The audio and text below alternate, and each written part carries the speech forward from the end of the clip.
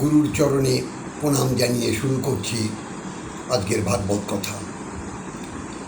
তো ভগবান শ্রীকৃষ্ণ বললেন, যত যত নিশ্চরতি মনুষ্য চঞ্চলম স্থিরম ততস্থ নিয়মই তদাত্মা দেব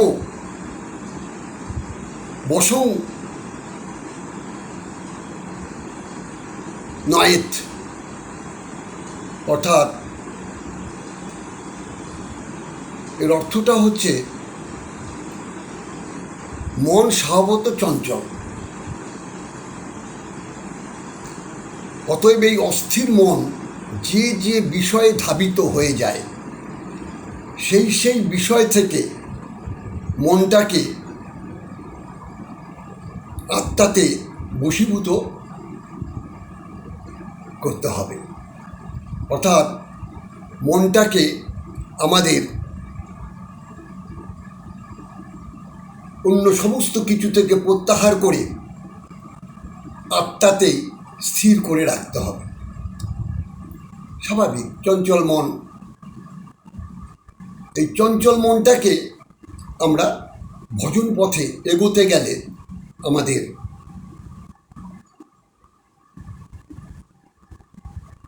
সমস্ত বিষয়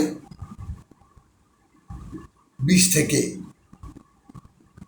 মনটাকে গোবিন্দের চরণে স্থির করে রাখতে হবে। কারণ মনটাকে যদি বশীভূত না করতে পারি, তাহলে ভজন পথে বিঘ্ন হবে। আমাদের ভজন পথে এগোতে আমরা সক্ষম হব। ভজন তো সকলেই করছে, হরিনাম তো সকলেই সংকীর্তন করছে, সকলেই করছে, কিন্তু করার মতো করতে হবে, ডাকার মতো ডাকতে হবে। আমি পূর্বেও বলেছি, বলছে চঞ্চলং মনং হি কৃষ্ণ প্রমুখা বলধীরম তস্যাহয়ং নিগৃহং মন বায়ুরিব সুদৃষ্টিরম। যেমন বায়ুকে আবদ্ধ করে রাখা যায় না, তদ্রূপ মন সতত চঞ্চল। তাই চঞ্চল মনটাকে আমরা আত্মাতে স্থির করে রাখবার চেষ্টা করব। আর ওই আত্মাতে স্থির করতে পারলেই কী হবে, পরমাত্মার সঙ্গে আমাদের সম্বন্ধ হয়ে যাবে। আর একবার পরমাত্মার সঙ্গে সম্বন্ধ হয়ে গেলেই আমাদের ভজন সাধন সার্থক হবে। জন্ম জন্মান্তরের কৃষ্ণ ভজন এর পথে আমরা এগিয়ে যেতে পারব। তাই সদা সর্বদা আমরা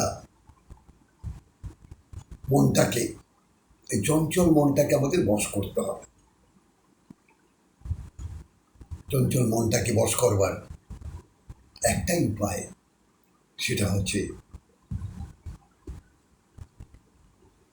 ভজনের দ্বারা, কঠিন তপস্যার দ্বারা।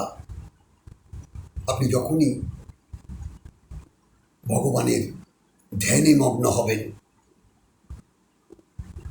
তখন মনটা, চঞ্চল মনটাকে, যেটা নারদ মুনি ধ্রুবকে যে মন্ত্র দিয়েছিল, দ্বাদশ অক্ষর মন্ত্র,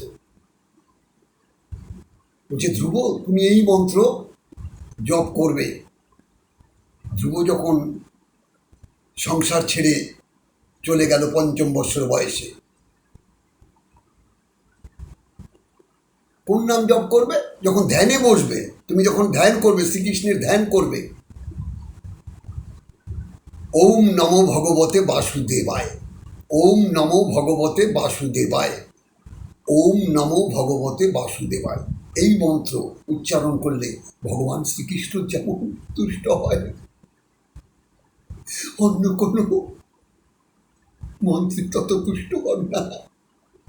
তাই যখন ধ্যানে বসবেন, এমনি আপনি হরিনাম সংকীর্তন করছেন, সারাদিন রাত্রি করুন, কিন্তু যখন ধ্যানে বসবেন, গোবিন্দের ধ্যান করবেন, শ্রীকৃষ্ণের ধ্যান করবেন, রাধা গোবিন্দের যুগল মূর্তি যখন নয়ন নীরে ভাসাবেন, তখন ওম নমো ভগবতে বাসুদেবায় এই মন্ত্র উচ্চারণ করে আপনারা ধ্যানস্থ হবেন, দেখবেন হ্যাঁ অবশ্যই কৃপা হবে।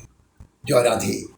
আপনারা মঙ্গলে থাকুন, আপনাদের শ্রীহরি কৃপাময়, তিনি মঙ্গল করুন, এটাই আমি আমার শ্রীহরির কাছে প্রার্থনা করছি।